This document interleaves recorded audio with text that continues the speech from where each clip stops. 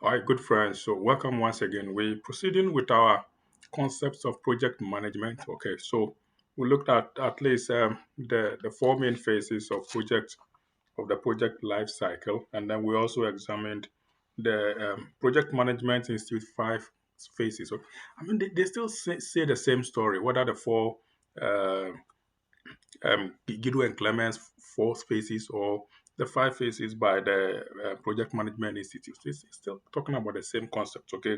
We'll always initiate, okay? We plan the process. So an idea comes into our mind, we conceive, okay, the idea. We need something, we want to achieve something. Why? Why? Okay, so what do we want to and why do we want to? Okay, then we plan. How do we get to implement it? And then we execute. So in this time, the time has occurred. So we are then implementing it, executing it then and now. Then after that, we try to weigh, monitor, execute. Whilst executing, we monitor, we try to see whether we are deviating from benchmarks. It's more of a controlling activity, okay, where there are corrective measures, fix them. Where there are lesson points, pick them up. And then after that, you close off the process, okay. We're going to proceed on that same trajectory. Okay, at this point, we'll deal a little, we'll go a little deep, okay, whilst we still maintaining the same concept, okay. So we're still dealing with the concept of project management, sharing my slide for now, and then we will take it briefly, okay, we'll take it briefly. All right, still on the concept of project management, we looked at initiation, okay, the pre-planning stage, feasibility, we looked at it in the previous one where we say that we carry out a feasibility study. The idea is to ensure that we check whether we can really undertake this project. Is it deliverable? Is it going to give us value for money, value for time, for the investment we put into this particular project? Okay. So we looked at whether we should undertake technical feasibility. Do we have the technical know-how, the expertise, the infrastructure, okay, the structures, the systems, the operating procedures? Do we have them on hand, easily accessible and easy to implement on hand?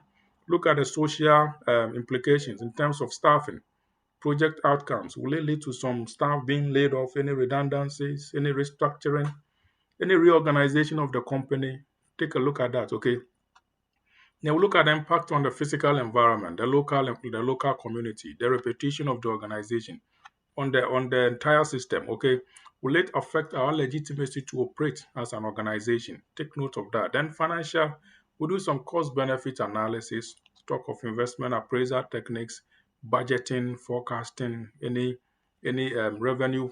So we think we would get any finance cost, which we think we will incur, anything we can think of, all right, in terms of finances, in terms of monetary. Okay, so that's the economic or the financial. All right, now let's move on. Let's move on. Then, right after the feasibility study, it is important for us to implement what we term the project initiating document. Now, the PID, project initiation document, is what we normally set out.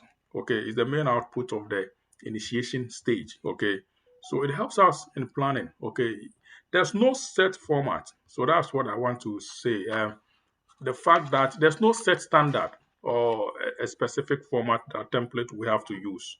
It will generally have to be in line with the strategy of the organization or what the company wants to put on paper. Okay. So there are two reasons why we normally put together a PID. One, to secure the project. Okay. So we want to secure some authorization for the project, get the buy-in from those at the top, get a buy-in from those on the ground, the middle one, the middlemen, those the should I say middle or the managerial level, then the tactical, the implementers, whether we all buy into that particular project. The second reason is to serve as a control mechanism. Here, it serves as a benchmark against which we will always assess changes to the project. So here, we're looking at whether we should work in line, where there are deviations, it will flag it out, and then we'll try to make sure we stay on track. Okay. The PID usually contains, at a minimum, 5 items you can think of. The scope of the project. It justifies the project, okay, the feasibility of the project. It helps us in securing funding if necessary, if the project requires funding, maybe applying for some hard loans from the banks or from finance providers. Okay, it also defines the roles and responsibilities, who does what, and also gives us information, um, gives the people who are going to implement this project, who are going to stakeholders, okay, who are going to benefit from this project, who will take part in the implementation, who will monitor this project. It gives them the information they need so that they'll be productive right from the start. Okay, we don't want you to start and then at the end, in the middle you get stuck and say, "Why should I do this? How do I do this? When should I do it?" But right from the onset, the PID tells you when to start, what to do, how to do it, when to implement this, what do you need. All right. Now, at a point in time, I want to just plug in one thing. Like I said, the PID has no set format, but at a minimum, the PID should have a purpose statement, okay, or statement of purpose where it explains why we are undertaking this project. Okay, let me go one step back to the slide. Sorry, the PID. So at a minimum, it will give you the purpose, the statement of purpose or purpose statement. Why are we undertaking? Okay, it will also give you the scope statement. So it set the boundaries and it outlines the major activities. Okay, the milestones will also come in at a certain point in time, but the scope is typically telling you that don't go beyond this. If you want to go beyond this, these are additional activities you undertake. Okay, so it sets the boundaries, defines the scopes. And then the milestones. At a minimum, the PID will give you the milestones, the deliverables. Okay, they could be tangible usually. If not tangible, we want to see some KPIs, which would always help us to assess, to report, and to ensure that this has been achieved. Usually tangibles, okay, but sometimes they can be intangibles, okay, they can be intangibles. Then again, the PID will include the cost and time estimate. It's more like a budget, a timeline, with figures, with projects being aligned to the detailed implementation plan. Okay, so it is always good idea to start with some feel of the organization's expectations in broad terms of the budget. Okay, so we will along the line modify these budgetary elements, and as a starting point, this will then serve as the basis upon which we plan. Okay, at a minimum, the PID will give you some budgetary lines and activity lines where we have to use it to start planning. The PID will also specify the objectives, a clear statement of the mission, okay, critical success factors, it will clearly mention it, and key milestones of the project. Okay, so we need this on the PID. Again, the PID will also list all major stakeholders, if not all stakeholders, at least the major stakeholders who can influence the project and who will be influenced by the project. Okay. Then again, it also has to set out the chain of command, who reports to whom. And it will usually have an organogram or an organizational structure and also a statement telling us that there's a project manager, there's someone who does this, someone who does that, clearly specifying the roles and responsibilities and clearly mentioning who takes what responsibility, the go owners, not something in abstract. Okay. All right, let's move on to the planning stage. Now, during the planning stage, a number of separate detailed plans will be drawn up. We're looking at the time frame. How long will each activity take to finish? Okay, to start and to finish. Okay, it will also clearly mention the quality outcomes, customer key outcomes and expectations. They could also set criteria, assessment criteria, okay, in terms of trying to see whether we meet the required quality, okay. So time helps, of course. Um, Time sometimes can even influence the quality. It depends, okay. So the time and quality, normally it is expected that they sync. You know the time, you know the constraints of a project, time, cost, and quality. So whenever you draw in the time, quality must have a role to play in terms of the timelines we set. Okay. Again, in terms of planning, we're looking at the resources. So talking of the resource plan, checks it checks the peaks, the highest point, the troughs, the lowest points of workloads to ensure a balance in terms of work done, okay, in terms of what we need and to ensure that we can manage the human resources and we can also manage the financial resources, any other resource that helps us. Okay, so resources very important in terms of planning. Okay, any purchases required for the project, we list them. Okay, then we also have cost. So the cost plan will use a rate per hour, maybe for each activity, a rate per hour for individuals who put in some jobs. Okay, it will also look at cost of purchases from resource plan, any contingency cost that we think we could incur. We infuse all of this within the budget of the project. Okay, now over time, this will be phased over in terms of providing a detailed financial or cash flow forecast for the organization. So cost is very important, more or less the budget. Okay, and we must match them with the activities, with the resources, with the deliverables, anything you can think of. Okay, now we also talk of communication. Okay, communication. Let me bring in one item before we get to communication. There could also be contingency planning. Okay, I've mentioned it within cost, but contingency planning is very important, and it includes deciding on what additional activities, what additional costs, additional time would need to be put in place. Okay, it is always important during planning of our project.